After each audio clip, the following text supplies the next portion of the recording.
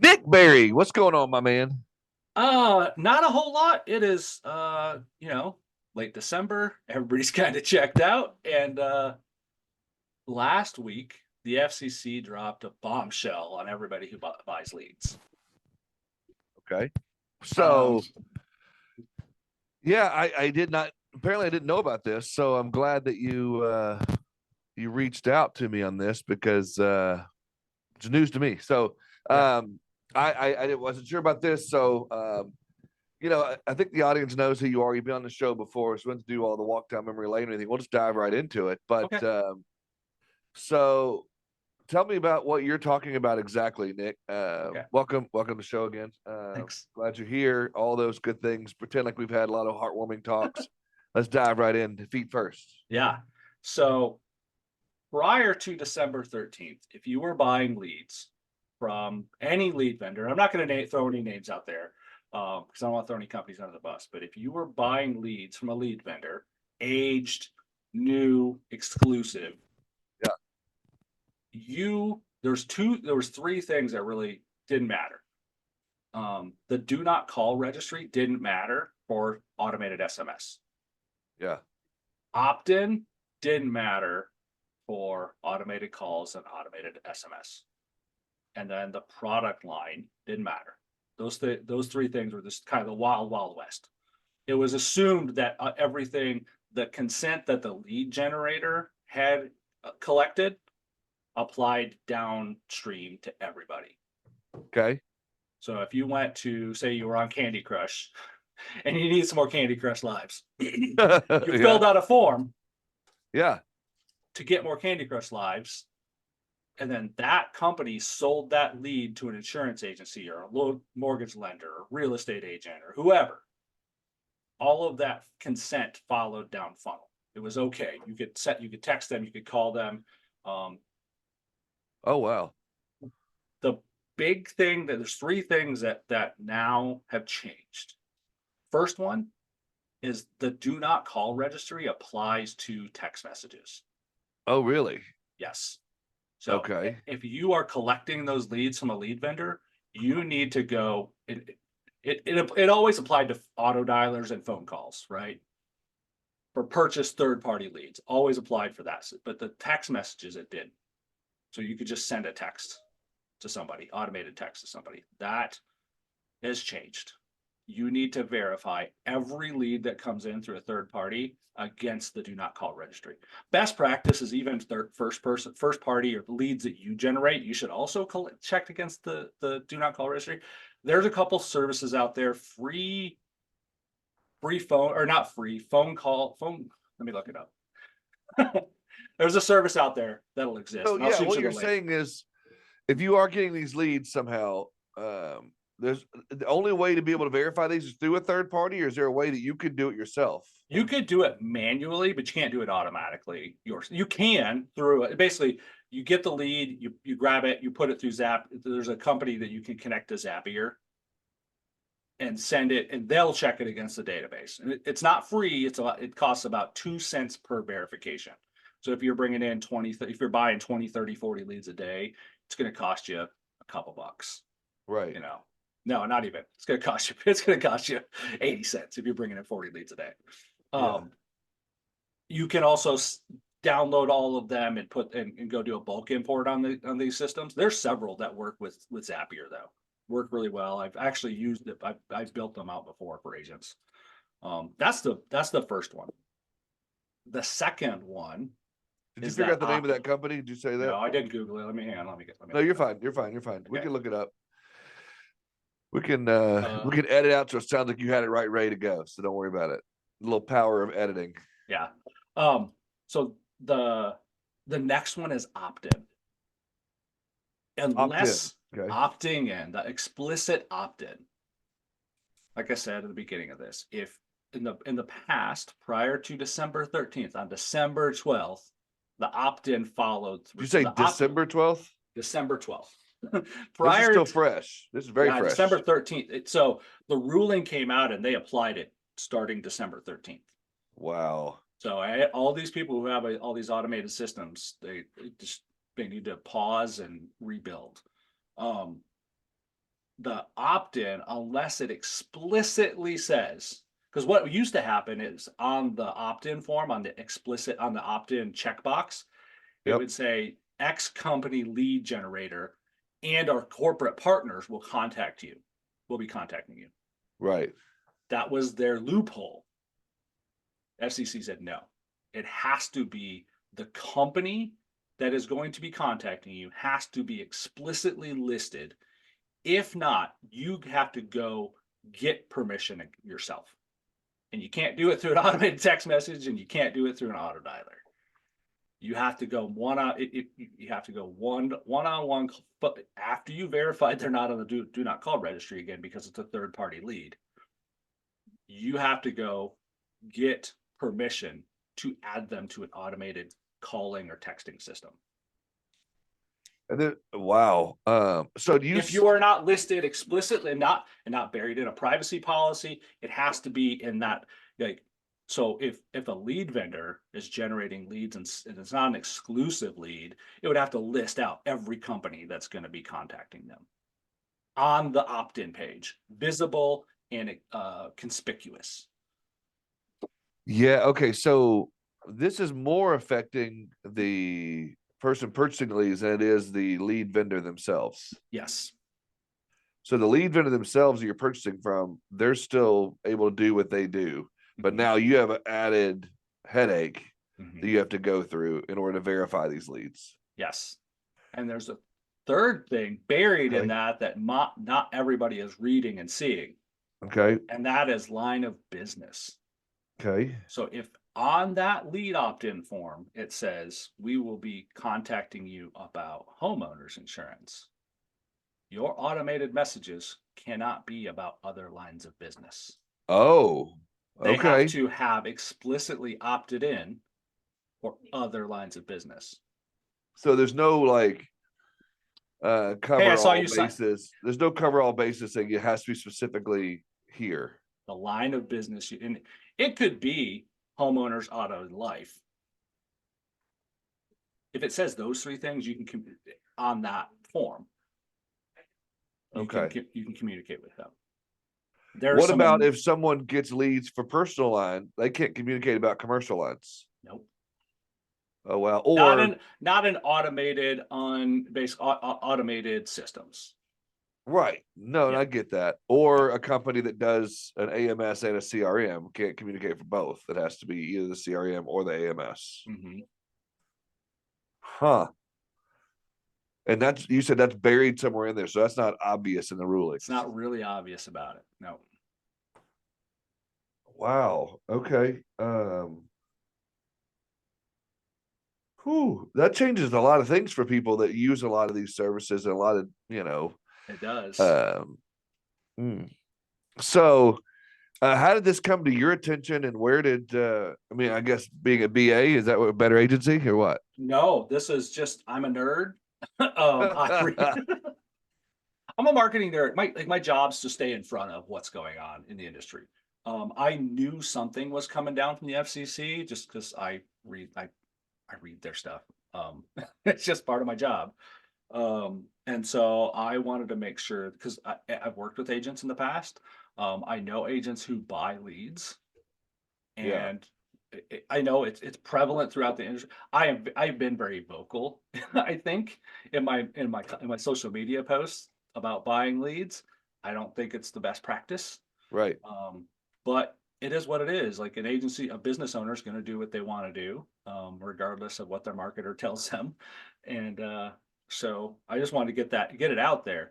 Now, Right. But I the opt-in thing's another big thing though, not just from the do not call or the sales list, because even those that don't buy leads that have a CRM or that have a, some sort of way of contacting people automated, this affects them as well because they could have decided after a couple of years of being a client with it, hey, they may have unsubscribed or opted out of emails. Mhm. Now you're having a hard time to get that customer and get in front of that customer because they've opted out.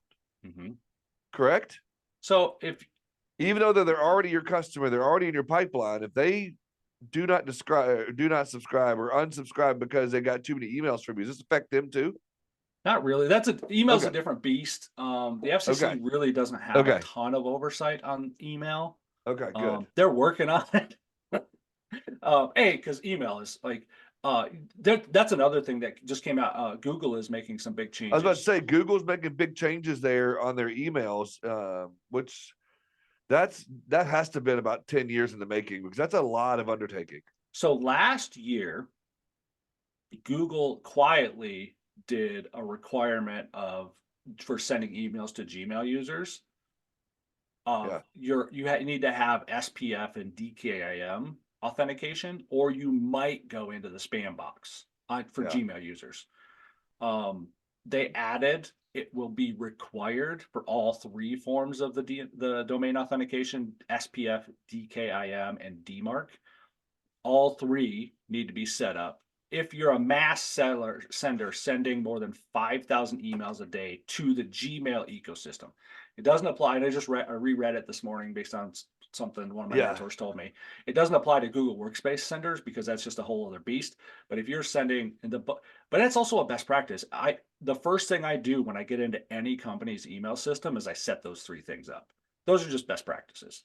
Anyways, because that's just going to improve your deliverability. So, but that's going to be a big one. And I personally think Google and Microsoft's following suit. Microsoft's going to apply the same rules for Live and Outlook and all their free email domains and Hotmail and all that. They're going to apply the same rules. My personal instinct is they are doing that to get in front of the feds intervening. Oh, okay. So I've been furiously taking notes over here. So, because this is good stuff. I'm interested on some of this stuff of like, why. I mean, obviously I know why, but I mean, if I think through it, but I mean, is there something deeper, something that happened specifically that made the FCC pull this ruling on the 13th or 12th? Robo texting has gotten out of control. Yeah. Okay. There's some other things that they're doing. So it's a basic. End. Okay, got it. There's some other things that apply to that came along with this ruling. They are going to enforce because there's the main phone carriers, right? Verizon, Mobile, all those. They for the most part play by the rules. There's a handful of small regional carriers, and that's where all those spammers sign up for. Yeah, they go through because they're just like, oh, we'll just take your money. We don't really care. So the FCC is putting the hammer down on them and saying, here is the new standard. If we send you a phone number, you will block it. Okay, so I see this really affect. Maybe I'm wrong, but with AI, people using AI so often in their text and their automations and whatnot, this could easily be a way to filter out some of that too, to be able because now they're having these filters of like, this was easier. AI. What? Yep. Well, it's not that it's AI. It's just the barrier to entry has gotten so low. Yeah. It's so easy that it's just so easy for anybody, any Tom, Dick, or Harry to go, I'm going to spam text 3,000 people today. Yep. And it's just they need to raise the barrier to entry, make it a little more difficult. While it stinks for small businesses, these are if you're using those spam techniques, it's going to hurt your business anyways. It's going to hurt your reputation. Yeah. It's going to hurt your business. I mean, we've seen it everywhere. I mean, people have started, not started, but I've seen it the last 2 or 3, probably 3 years for me anyway, is the DMs that get spammed constantly. Every day I wake up, I get like 25 or 30 spams, if not more, of like, what are you doing with this? Or do you want more leads? Or do you want more of this? Oh, you're a podcaster. Do you want me to market your podcast? And I'm like, no, I'm good. Yeah. And some of them got really clever with some of that. So, people out there that are listening to this, they're thinking, what's the next option? Then if I can't do the leads thing easily on, purchasing leads now because of the FCC ruling, and there's other things like that. I mean, I would love for you to expand on maybe a little bit of maybe Nick's advice on what you can do now. If the lead generation has been bought for you this long, what do I do now? How do you fill that gap? No, I absolutely. There needs to be. Yeah, you need to replace a gap. That gap that this creates. I had been telling agents for the last year, there is a Yeah. huge opportunity for Google search ads still, Yeah. long tail Google search ads, and click to call. Yep. So those two things, there's huge opportunity. And then what I tell people is that tied with an effective content marketing strategy. So you generate the lead, and then you have a library of content that you send the lead after that. Because if they come into your ecosystem, if Yeah. they come in and it's called, so lead purchasing is called third party. Yeah. It's third party data. Okay. If Yeah. you are generating the lead through your own website, through your own, and you're following all the rules, you have explicit opt-in, you tell them what they're going to be getting, why they're going to be getting, and what product lines you're going to be communicating to them about. Those rules, like those rules don't technically apply to the FCC rules, but they're best practices. You should be doing them anyways.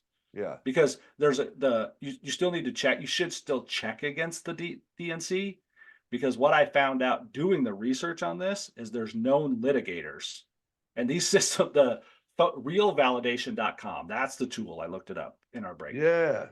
That system will actually check to see if that phone number is associated with known litigators who have filed suit in the past. Oh. Yeah. Wow. As part of their Okay. system.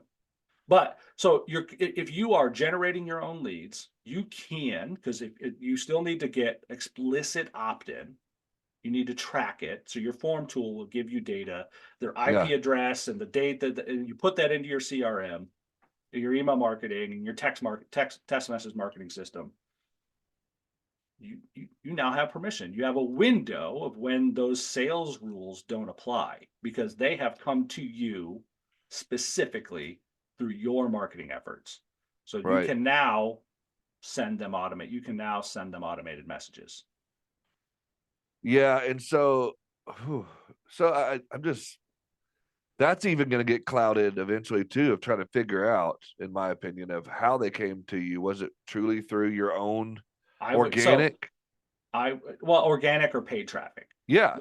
So you can get that, like if a correctly set up website, Sure. collecting all, because a good Well, I mean, a WordPress site with gravity forms has the ability to collect how that person came into your system, right. and document it. Because that's the thing, you have to have the proof that it came in. So you have to store that data. That just makes you, if you're doing organic, it just makes you pay more closer attention to your CTAs. It makes you pay more attention to your click-throughs and all of those things to make sure that all that traffic is, I guess, monitored or documented, so to speak. Documentation. It's like anything else insurance. It's Yes. not documented. It didn't happen. 100%. Yeah. And so that all, it's just something else documented within your AMS or your CRM, interesting.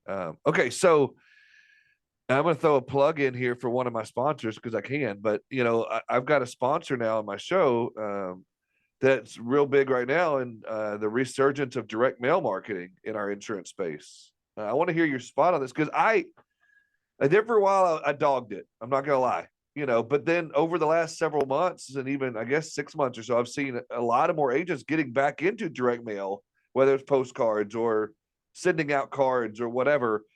And my sponsor in old school marketing, what they do is handwritten notes and handwritten envelopes and handwritten, if you dog it, I'm going to cut this shit out. I'm just kidding. No, but I do love this resurgence of the direct mail piece. What are your thoughts there? Is this a help?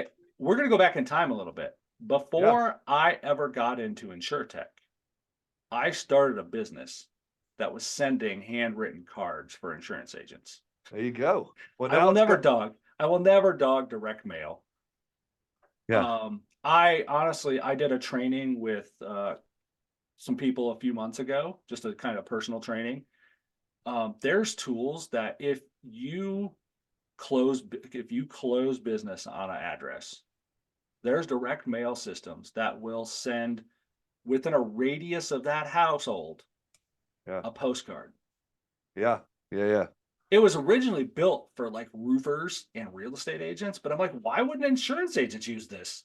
If I could send, and that's the killer about, like, I've never been a big fan of EDDM, every door direct mail. I've never been a huge fan because it's so blanketed and broad. It's so hard, and it's such a pain to use. Yeah. You talking about the door hangers and the whatnot? No, every door direct mail is the post office's direct mailing system. It's just, it's the post office. It's USPS. It's not easy to use. It's expensive. You have to use their approved vendors or go deliver all the like boxes of postcards for the zip code you want to send to. There's systems now that are like Facebook level level detail of targeting to send. Like you can exclude households under a certain threshold, house values under a certain threshold. And using geofencing and I mean, you could use all that kind of stuff to help you, within all kinds of things. I think we talked about this the last time we talked, and it's kind of like billboards. I'm not against using billboards. We did talk about this. I think you use smart technology systems to improve that old school method. If you don't follow me on social media, I run a newsletter, right? I run an email newsletter. It's a good one. I get it. Last month, I decided I'm going to start mailing this. See what happens. The people, well, not to the people. So basically, I send an opt-in. So I've got this kind of paid group that I have. It's very small. It's only a few people. But anybody who's in that paid group, I said, hey, listen, if you want to get the newsletter mailed to you every month or every week, I said week. When I publish it, I'll actually send you a printed version of the newsletter. Yeah. So yesterday was the first one. It went out last night. It went into the system last night, and they're getting a printed. And I'm not doing it. It's not my printer behind me back there doesn't work. It's an automated system. I just upload a document and tell them who I want to send it to, and it's like I believe in I've been playing around and trying to figure. I bet it's an ego thing for me. Because I actually have one sitting right here. I don't know if you remember or know who Dan Kennedy is. Yeah. I have, this is an old one. It's my old address. That's what I'm covering up. Still in the plastic. Like I kept the plastic cover that it comes in. Yeah. I've been wanting to do one of these I've been like at the three companies I've been at. I'm like, let's do a physical newsletter. And I could never get the budget. So finally I was like, I'm going to do it myself. Yeah, I think, and it's not it's not cheap. I mean, I think for a 3-page newsletter, it cost me $1.90 per address. Right.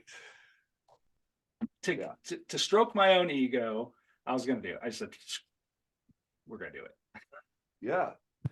I just, I wonder if we're going to continue to see, or if agents should go back to thinking in the form of direct mail and, instead of purchasing leads. I know you talked about that earlier. Instead of having to worry about these guidelines, maybe go back to a little bit more of those roots of direct mail, whether it is a letter, whether it's a postcard, whether it's a handwritten or not, whatever. If a newsletter, even. I live in a small town. I live in small town Iowa. There's like 20. I think there's 15,000 people that live in my small town. The county might have 20,000 people, right? Yeah. If I was an insurance agency owner, I'd be sending out direct mail to every single person in my county for every month. Yeah. A postcard, mix it up. A postcard, a sales letter. Yeah. It'd be I mean, it wouldn't be cheap. But if you're buying leads, you might as well throw some direct mail at them too. Yeah. Getting there because it's like the mail volume has gone. I live in Iowa and we're the political stuff. I get 3 postcards a day from political campaigns in my bill. And most of my bills actually I don't even get mail anymore. They're all e-bill. 100%. Yeah. My mailbox is empty most days outside of political season, besides the county mailer, the county newspaper thing. I would be doing 2 things. I would be sending direct mail and I'd be buying ads in the local paper. And this is coming from somebody whose job is digital marketing. Right. Yeah. I would be buying ads. I would be buying up anything that like I'd be buying booster club ads. I'd be buying, for a few grand a year. Your brand is everywhere in town. Right. Now, that being said, as we start to wrap up a tad on direct, as we talk about digital marketing, you and I both work within the AMS CRM world. What's some advice you give for people that want to do organically? They want to transition from the lead purchasing and having to deal with some of this. Is it truly as simple as just, drip campaigns and, getting them, in front of them with emails and with some automated text here and there and things like that? Do you have anything outside of that? Like, what are your thoughts on some of that? Every insurance agency in America should be producing written content. And if they have the capacity and the team and skill to do it, video content. I did an audit last month. I checked 100 insurance agency websites. I know the sample size isn't big, but our industry's not that big, so I can make some assumptions based. And I just needed easy math for my marketer brain. 90% of insurance agency websites do not have a blog. Of the 10% that do, one had actually created quality content in the last 90 days. Some of them had created, but they just stopped.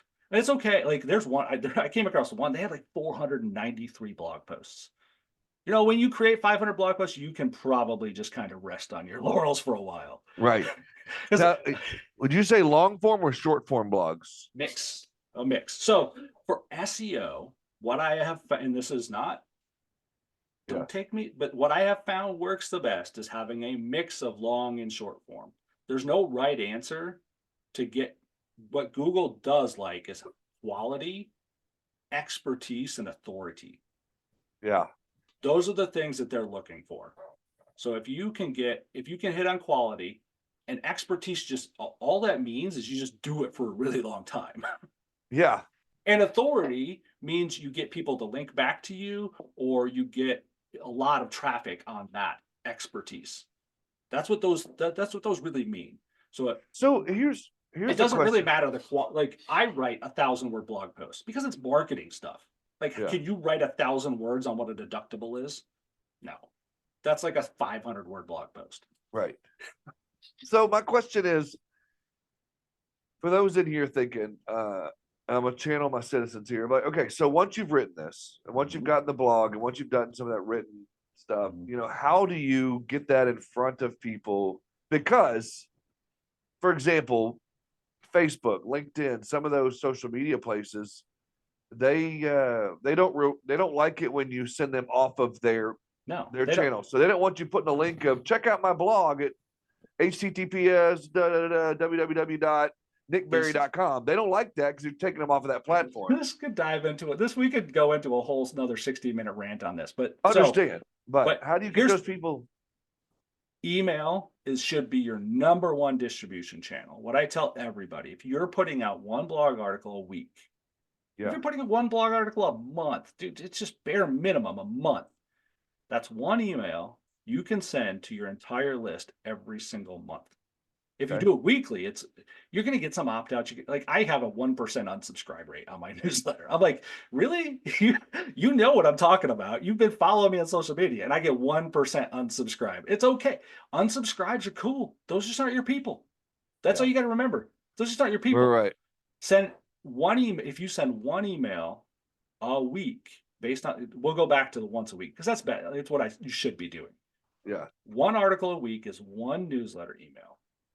Also turned into a drip campaign email to your prospects after you've quoted them. Okay. In my system, I have one email series that's 19 emails long over 8 weeks. They get 2 emails a week after you come into our ecosystem. The other social media is still a valid distribution channel. It's my number one source of new traffic. For me, it's my number one source. I have a hack. It's a workaround. You write about what you're doing, put an image in it, and put the link in the first comment. Yeah. I've seen that happen a lot too. I wonder if that still works or if it still works. Hip to that. it's still my number one traffic source. And that's that's how I do it. That's how I get 100% of people who subscribe to my newsletter. It's how the agencies who work with me get more traffic. Love that. Okay. That's what I thought. I've seen a lot of people doing that, or I've also seen it, and I tried this a couple of times where they would spell it out, instead of, But who's going to go put the work in to go do that? I understand. I tried it once or twice, see if it would work. And I finally just started putting in for my social media for my podcast, and just be, go listen to this where you listen to podcasts. I just wouldn't put the link in there, but it'd be so nice to have the link there. You just click it right there, because people like ease. Yep. So you can put in there. This is my exact formula of what I do. I have my idea. I write my blog post. I have it. So my blog post, my newsletter goes out Thursday mornings. Yeah. Wednesday morning, I put out a post on Twitter, LinkedIn, and Facebook, talking about what tomorrow's going to be about. Yeah. Tell them, if you want to subscribe, you know where to find the comment. Yeah. And I put a little down emoji. Send them to my subscribe page. Newsletter goes out. Kind of just mess around on social on the day it goes out. The day after it goes out, and I'm not always good about this, but I always do Wednesday. Wednesday's non-negotiable. As long as my Friday's not too crazy, I'll go post a summary of what the article was and say, if you want to go read it, go click here. You know where to go. Back again. It's the link to the article. Yeah. That's my formula. And then I appreciate you dropping some secret sauce in there. Dude, it's social media. You're supposed to be social, right? I have every week on my calendar, I have 45 minutes where my only intent is to go engage with my audience. I have a secret list of people that I go check on. Yeah, I think we all have. I like and I comment, and if I have relevant value, I just send them. I just go and engage with their content, and then I scroll for 20 minutes and go, oh, that's cool. Or hey, scroll Instagram, I scroll Twitter, and I go, okay, cool, and then I'm done. Yeah, no, I get it, dude. And the social media stuff, I can get away with doing that because I'm posting other stuff too. I'm not just a bullhorn of what I'm doing. Right. On Facebook, I post memes. Yeah. On Twitter, I just kind of try to add value where I can. On LinkedIn, same thing. I just try to add value without any ask. And I do that all week long. Yeah, dude. Yeah. I think that's awesome. And I appreciate the advice and everything. And, I appreciate you coming in and bringing us this information from the FCC. If people want to subscribe to your newsletter, find you, get involved with what you're doing marketing wise, or hear more about anything you got going on, how do they find you? nickberry.co. That's easy. That's it. That's the easiest one. nickberry.co. I put all my newsletters are listed or blog articles. You can subscribe right on the homepage to the newsletter if you want to learn. Like, I send out a newsletter every single week. I've sent it out every single week for the entirety of 2023. I started January 7th and have not missed a week. Every week's just it's a new marketing tactic or strategy or something like this FCC thing. I wrote out an 800-word article and sent an 800-word email this morning about this FCC rule, because it is that sometimes it's not marketing. It's just staying ahead of what's going on. Exactly, dude. I love it, because I didn't really know about this. Obviously, it was only last week, I guess, but I still didn't know about it. So I appreciate you sharing with me and with my citizens, and we appreciate you jumping in. Have a happy holidays. Enjoy time with your family, and again, I appreciate you so much, man.